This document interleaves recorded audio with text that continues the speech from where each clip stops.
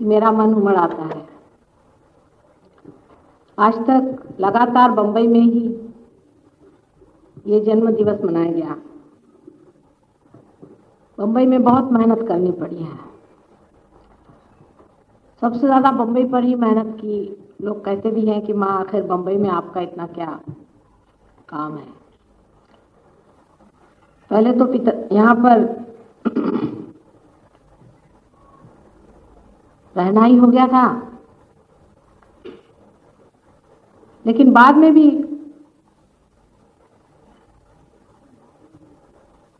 बंबई में काम बहुत हो सकता है, ऐसा मुझे लगता है। हालांकि बंबई पे कुछ छाया सी पड़ी हुई है। अभी दिल्ली में थोड़ा सा भी काम बहुत बढ़ जाता है।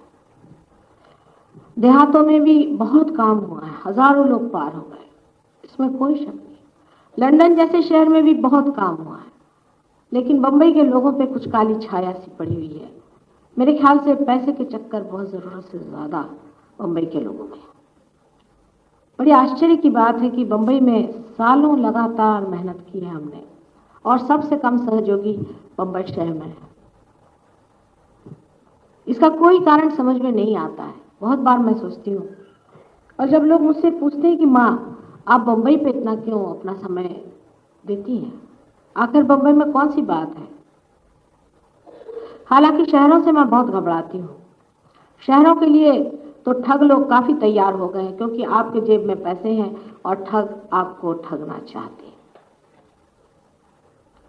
और आप लोगों के पास पैसा है, आप ठगों के पास ज़्यादा जाते हैं।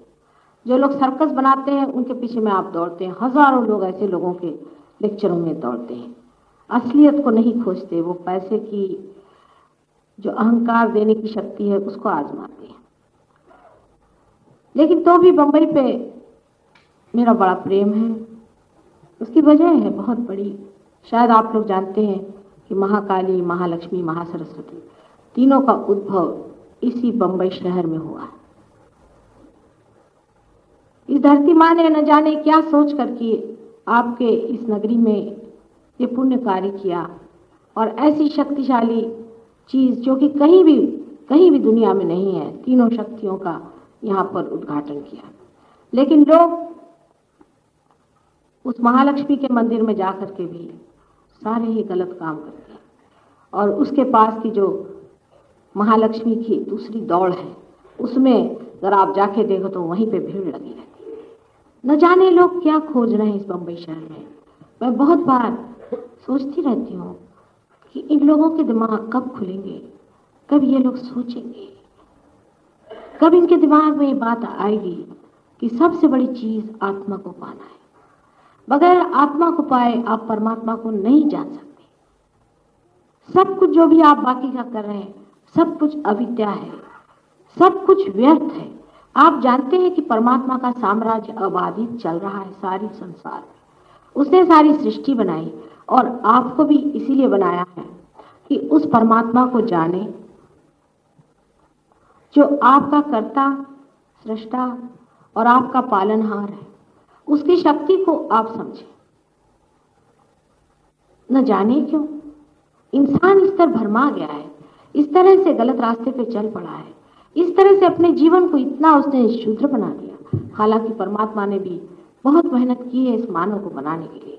आप जानते हैं एक अमीबा से आपको इंसान बनाया है। एक आप अपनी आंखें की टटे लें तो आपको पता होगा कि ये आंख कितनी महत्वपूर्ण है। इस आंख को कितनी खूबसूरती से उस परमात्मा ने गढ़ा है। इस सारे शरीर को उसने कितने सुंदरता से बनाया है, और इस शरीर के अंदर वो पूरा यंत्र बना के रखा है जिससे आपको ये वरदान मिलने वाला है और ये चाबी आपके अंदर खुलने वाली है।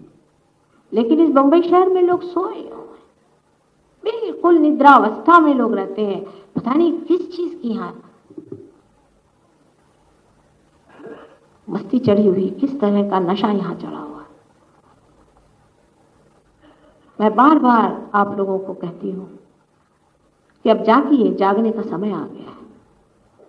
वास्तव में सहयोग के मामले में आप जानते हैं कि कोई ये नई चीज नहीं है। कबीर ने सहयोग कहा हुआ है, नानक ने कहा हुआ है, राम ने जो किया सो सहयोगी था। जो नंगे पैर सारे भारतवर्ष में घूमे, आपके महाराष्ट्र में जो घूमे हैं,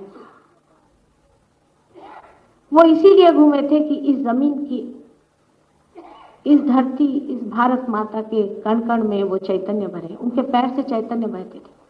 इस चैतन्य लहरियों को भरने के लिए उन्होंने यहाँ पर पद यात्राएं की। धरती माँ ने भी यहाँ पे अष्टविनायक की उत्पत्ति की हुई है, वो भी इसीलिए कि चैतन्य की लहरी यहाँ बहते रहे और लोग इसको जानते रहे।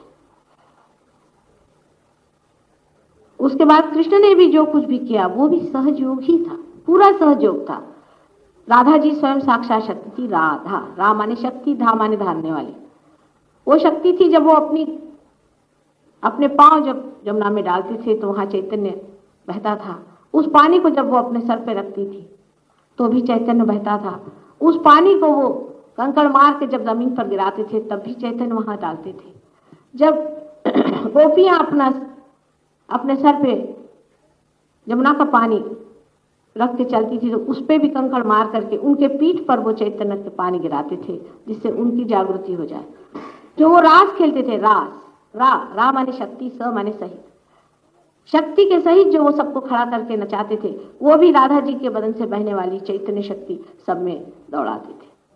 हर एक चीज में उन्होंने यही प्रयत्न किया कि मनुष्य के अंदर की कुंडलिनी जागृत हो जाए, इस तरह से जैसे खेल कूद में हो जाए, क्योंकि वो लीला प्रिय थे। लेकिन मानव आज उसे 6000 साल से चल करता आ रहा है। मेरे जन्म से ही एक बात मैं बहुत जरूरी जानती थी, जिसके लिए मैं अपने पिता से भी बहुत सलाह करती थी, वो भी बहुत पहुंचे हुए थे। उन्होंने मुझसे यही कहा कि जब तक ये चीज सर्वसामान्य की नहीं होगी, जब तक ये अनुभूति, आत्मा की अनुभूति जब तक सर्वसामान्य की नहीं होगी, तब तक न तो परमात्मा का कोई अर्थ रहेगा, न ही उनके सृजन का, न उनके क्रिएशन का कोई अर्थ रह जाए। जरूरी है कि लोग आत्मा को जाने, क्योंकि आत्मा के बगैर आप परमात्मा को जान नहीं सकते। जिस प्रकार आंख के बगैर आप कुछ देख नहीं सकते, उसी प्रकार जब तक आपका आत्मा जागृत नहीं होता तब तक आप परमात्मा को जान नहीं सकते। परमात्मा के नाम पर हजारों आप दुकानें खोल दें और परमात्मा के नाम पर दुनिया भर के आप ढकोसले और ढोंग को खड़ा कर दें और जिसको कि आप माने, उससे कुछ भी होने वाला नहीं। आपके हृदय के अंदर ही आत्मा का स्थान है। जो साक्षी आप ही के अंदर बसा हुआ है उसको जानना ही होगा। ये बहुत जरूरी बात है, आप समझते नहीं ये कितनी जरूरी बात है। वो समय आ गया। आपने अभी इन विदेशी सहयोगियों से सुना है कि उनका देश, उनके देशों में वो सोचते हैं कि डूम आ रहा है, घर तहस नहस हो गए, उनकी फैमिलीज टूट गई हैं, शराब पी करके लोग रास्ते में लौट रहे हैं। इतनी बुरी हालत है कि कौन माँ है कौन बहन है ये भी कोई पहचान नहीं पाता। एकदम टूट गए हैं लोग, उनको रात रात भर नींद नहीं आती। स्वीडन जैसे देश में 10 में से 9 आदमी आत्महत्या की सोचता है। वहां पे सबसे ज्यादा आत्महत्या संसार में होती है, जो सबसे ज्यादा सुबत्ता वाला एफ्लुएंट है। हम लोग आज जो पैसों के पीछे में और दुनिया भर की जड़ वस्तुओं के पीछे में अपनी सारी शक्तियां लगा दे रहे हैं, अपना स्वयं ही मूल्य खत्म कर दे रहे हैं।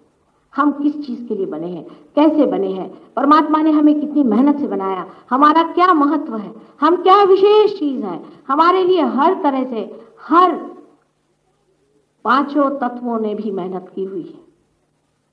सब ने मेहनत करके आपको बनाया, आपको घड़ाया, आपके अंदर इसका पूरा यंत्र बनाया हुआ है, आपके अंदर कुंडलिनी बनाई है, उसकी जागृति बनाई हुई है। लेकिन सहयोग धीरे धीरे पनपता है।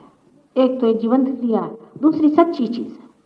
झूठी चीज आप ऐसे ही बना दीजिए, प्लास्टिक के आप चाहे हजारों फूल बना सकते हैं, लेकिन असली फूल बड़े मुश्किल से खिलते हैं। लेकिन जब बाहर आती है तो हजारों फूल खिल सकते हैं। लेकिन इस बंबई में अभी बाहर किसी को खबर ही नहीं, शायद सब लोग सो रहे हैं, अपनी नींद में ही पड़े हुए हैं, किसी को होश ही नहीं कि बाहर आ भी गई और न जाने कितने ही खिल गए और अभी हम उसी मिट्टी में पड़े हुए मर रहे हैं। आज बड़ा शुभ दिन है। आज दिन ऐसा नहीं कि माँ बच्चों को डांटे, सच आज ऐसा दिन नहीं, लेकिन आज सालों से यहाँ पर 1970 से लेकर आज तक हर बार मैंने यही जिद की कि बम्बई में ही ये दिन मनाया जाए, और हर बार मैंने बहुत आप लोगों की तारीफ के फूल बांधती रही। सभी सहजियों से विनती है, हमारे इस चैनल को सब्सक्राइब करके सहज को फैलाने में हमारी मदद करें। जय श्री माता जी।